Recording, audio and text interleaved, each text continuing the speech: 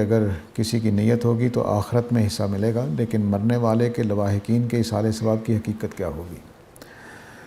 دیکھیے، یہ ہمارے ہاں نبی کریم صلی اللہ علیہ وسلم نے جو ایصال ثواب بتایا تھا اس کے مقابلے میں اپنا ایصال ثواب کا تصور بنا لیا ہے۔ ایصال ثواب کسی شخص کو کسی نیکی کا ثواب نہیں مل سکتا جب تک وہ 3 شرطیں پوری نہ کرے۔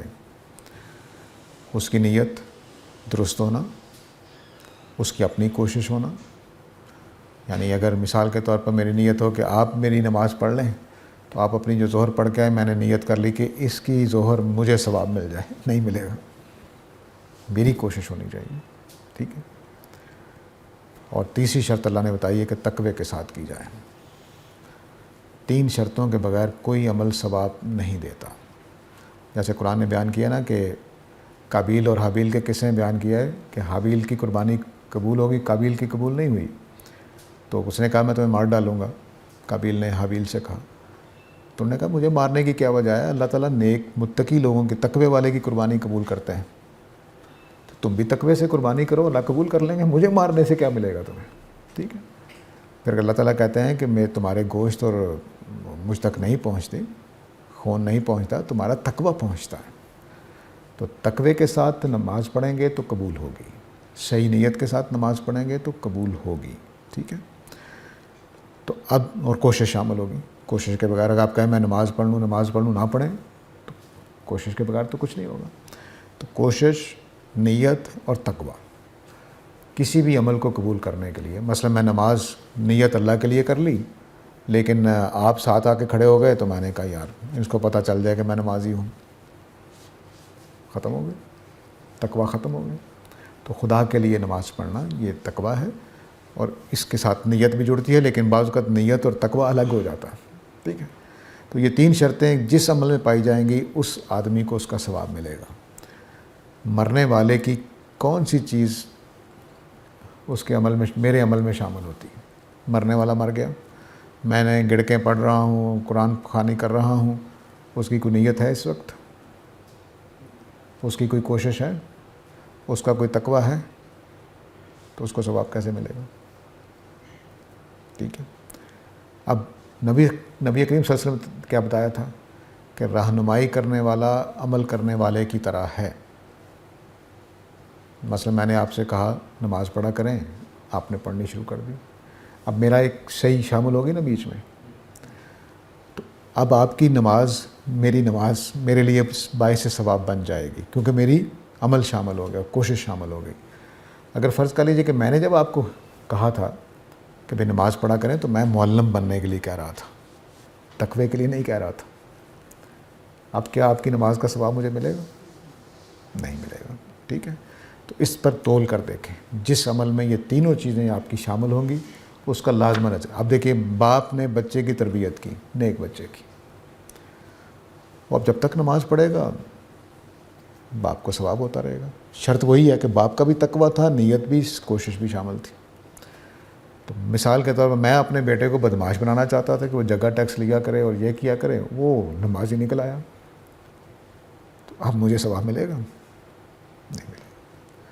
تو جس عمل میں میرا تقوی، میری نیت اور میرا عمل، کوشش شامل ہوگی، اس کا اجر مجھے ملتا رہے گا، وگرنہ نہیں ملے گا۔ یہ اصول یاد رکھیں۔ اب نبی کریم صلی اللہ علیہ وسلم نے کہا کہ نیک بیٹے کی دعا، نیک بیٹے کا عمل صدقہ جاریہ ہے اگر اس نے تربیت کیا ہے۔ میں نے نلکا لگوایا اس لیے کہ میرا ہمسائے کے دروازے پر کیچڑ ہوتا رہے، تو ایصال ثواب ہوگا، صدقہ جاریہ ہوگا؟ نہیں ہوگا۔ تو یہ چیزیں سامنے رکھیں، تو ایصال ثواب خود ہی آپ جی، میں نے کتاب لکھی تھی اس لیے کہ میری دھاک بیٹھے، ثواب ملے گا؟ تو یہ چیز سامنے رکھیے، صدقہ جاریہ تینوں شرطوں پر جاری رہے گا۔ جی، یہ قرآن مجید کی آیت ہے کہ انسان کے لیے وہی ہے جس کی اس نے خود کوشش کی۔ بالکل صحیح بات ہے، ان لیس للانسان الا ما سعی۔ تو یہ کوشش، نیت، تقوی، 3 شرطیں ہیں، جس عمل کے ساتھ ہوں گی اس کا اجر ملے گا، خواہ آپ کر رہے ہیں یا کسی اور کے ذریعے سے مکمل ہو رہا ہے، کوئی فرق نہیں پڑتا۔ کوشش آپ کی شامل ہے، نیت آپ کی شامل ہے، تقوی آپ کا شامل ہے، نیت تو نہیں ہے۔ سر اس کا حدیث میں اذا مات احد ينقطع عمله الا بثلاث من ولد صالح يدعو له ہے نا، تو اس میں اولاد کی صرف دعا قبول ہوتی ہے یا اولاد کا کیا ہوا عمل بھی؟ جی وہ جو ہے وہ تو ہے کہ آپ کو فائدہ دے گا. اب آپ کا یہ کام نہیں ہے. آپ کے نیک بیٹے نے آپ کے لیے دعا کی ہے، دعا فائدہ دے سکتی ہے. اللہ تعالیٰ قبول کر لیں تو فائدہ دے گی، نہ قبول کریں تو فائدہ نہیں دے گی. وہ عمل صالح نہیں ہے، دعا ہے. اس کا کیا ہوا عمل مل سکتا ہے؟ کیا ہوا عمل، دعا اور کیے ہوئے عمل میں ایک تھوڑا فرق ہے. بس اس نے نماز پڑھی تو مجھے پہنچے گی نہیں پہنچے گی، اس کے لیے ضروری ہے کہ میں نے اس کی تربیت کی ہو تقوی کے ساتھ، صحیح نیت کے ساتھ. دعا ایک الگ چیز، وہ آپ بھی میرے لیے کر سکتے ہیں. وہ ایک کافر بھی میرے لیے مومن ہو کر سکتا ہے کہ یا اللہ اس کو معاف کر دینا. تو دعا تو کسی کی بھی کام آ سکتی ہے. اب نبی صلی اللہ علیہ وسلم فرما رہے ہیں کہ نیک بچے کی دعا کام آ سکتی ہے تمہارے. وہ ایک الگ بات ہے کہ میں برا تھا لیکن میرے بیٹے نے میرے لیے دعا کی. دعا کے بارے میں ایک اور بات یاد رکھیے، نماز جنازہ کی حقیقت جو ہے وہ کیا ہے کہ مثال کے طور پر میں نے آپ کے پیسے چرائے ہوئے تھے، ٹھیک ہے. اب آپ نے میرے جنازے میں آ کر میرے لیے مغفرت کی دعا کی. میرے جنازے میں آ کر آپ نے میرے لیے مغفرت کی دعا کی. میں وہ جس نے آپ کے پیسے چرائے ہوئے ہیں. اب آپ نے جب میرے لیے مغفرت کی دعا کی تو اس کے معنی کیا ہے کہ آپ مجھے معاف کر رہے ہیں. یہ دعا بڑی کام کی ہے. ہمارے ہاں جنازہ اس طرح نہیں پڑھا جاتا، ہم تو ایک رسم پوری کرنے جاتے ہیں. اس لیے کہا جاتا تھا کہ جس کا جنازہ بڑا ہوگا اس کے جنت میں جانے کے امکانات بڑھ جاتے ہیں. کیوں؟ کہ اس کو 1000 لوگوں نے معاف کر دیا ہے. کسی نے کوئی چغلی کی ہوئی تھی، کسی کو گالی دی ہوئی تھی، کسی کو پیسے بٹورے ہوئے تھے، انہوں نے آ کے معاف کر دیا. تو اس لیے جب جنازے میں جائیں تو اس نیت سے جائیں کہ میں اپنے حقوق اس کو معاف کر رہا ہوں، یہ کہہ کر معاف کریں تو اس کے کام آئے. ورنہ ہم جو جنازہ پڑھ کے آتے ہیں بس وہ اپنا ثواب لے کے آ جاتے ہیں، اس کو بیچارے کو کیا پہنچنا ہے. ہماری نیت ہی نہیں ہوتی اس کو معاف کرنے کی. تو دعا کا مطلب یہ ہوتا ہے کہ میرے بیٹے نے میرے لیے درخواست کی خدا سے کہ یا اللہ اس کو معاف کر دیجئے. تو میری کوتاہیاں جو میں نے بیٹے کے باب میں کی ہیں معاف ہو گئیں کہ نہیں ہوئیں. اس وجہ سے اس کی دعا میرے کام آ جائے گی. تو یہ ہے عمل صالح. ایک اور چیز ہے، عمل صالح میں میرے تینوں چیزیں شامل ہونی چاہیے. ایک اور مثال سے سمجھیے، میں نے قرض لیا ہوا تھا ان سے، میں ادائی نہیں کرنا چاہتا تھا.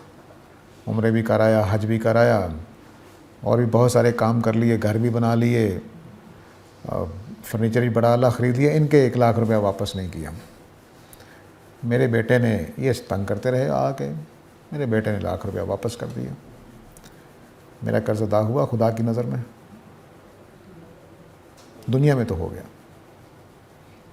تو اس طرح سے میری نیت بہت اہمیت رکھتی ہے، میرا تقوی بہت. ہاں میں دینا چاہتا تھا ان کا قرض اور میں نہیں دے سکا. اب میرے بیٹے نے ادا کر دیا تو میرا بھی ادا ہو جائے گا، خدا کے ہاں بھی ادا ہو جائے گا. تو اس لیے تقوی بہت ضروری ہے، کوشش بہت ضروری ہے، نیت بہت ضروری ہے.